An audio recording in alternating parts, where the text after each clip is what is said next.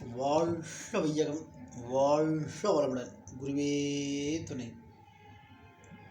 எண்ணத்தின் ஆற்றல். ஒருவர் ஒரு திருவிழாவுக்கு போக வேண்டும் என்று எண்ணுகிறார். அந்த எண்ணத்தில் ஓர் ஊர், அங்கு போகும் செயல், அங்கு காண விளையும் காட்சிகள் அனைத்தும் அகக்காட்சிகள் ஆகின்றன. இவ்வாறு புறமனதில் ஓர் எண்ணம் உருவாகும்போது அதற்கு வேண்டிய அழுத்தம், ஒளி, சுவை, மனம் ஆகிய எழுச்சிகள் உயிராற்றலின் இயக்க அலைகள் மூலம் ஏற்படுகின்றன.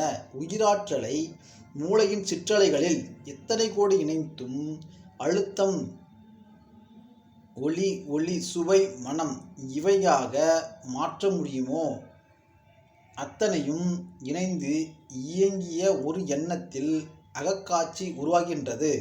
இவ்வாறு மூளையில் ஏற்படும் பதிவுகளும் பிரதிபலிப்புகளும் நடுமணமாகும்.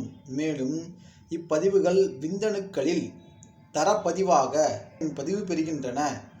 இதுவே அடிமனமாகும். இந்த இயக்கத்தின் தொடராக உடலில் உயிராற்றல் அதிர்வு அலை இயக்கம் வேறுபட்டு உடல் முழுவதும் உள்ள அணு அடுக்குகளில் பதிவுகள் உண்டாகின்றன.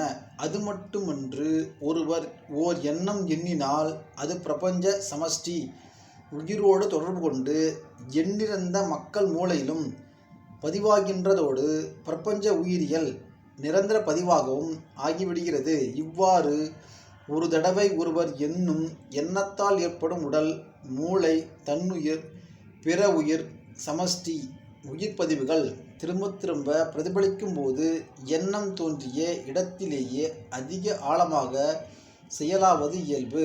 சமுதாயத்தை பற்றியோ தனிப்பட்ட பிறரை பற்றியோ எண்ணும் எண்ணங்கள் உரியவரிடம் அதிக அழுத்தமாக திரும்ப பிரதிபலிக்கும். பல தடவை திருவிழாவிற்கு போக வேண்டும் என்ற எண்ணம் பிரதிபலிக்கும் போது எண்ணத்திற்கு செயலாற்ற வல்ல போதிய அளவு வலு ஏற்பட்டு விடும்.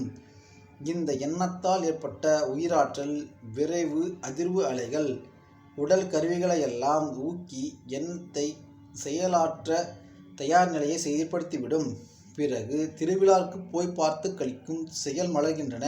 அதனால் இன்ப துன்ப அனுபவங்கள் பதிவாகின்றன. இவ்வாறு செயலாக பதித்த எண்ணமும் செயலும் தேவையாக பழக்கமாக சூழ்நிலை கவர்ச்சியாக மாறி அடிக்கடி மனிதனை செயல்படுத்துகின்றன.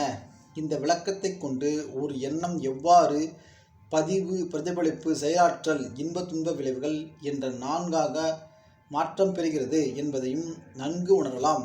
அருள் தந்தை வேதாத்ரி மகரிஷி அவர்கள். வாழ்க வையகம், வாழ்க வையகம், வாழ்க வளமுடன்.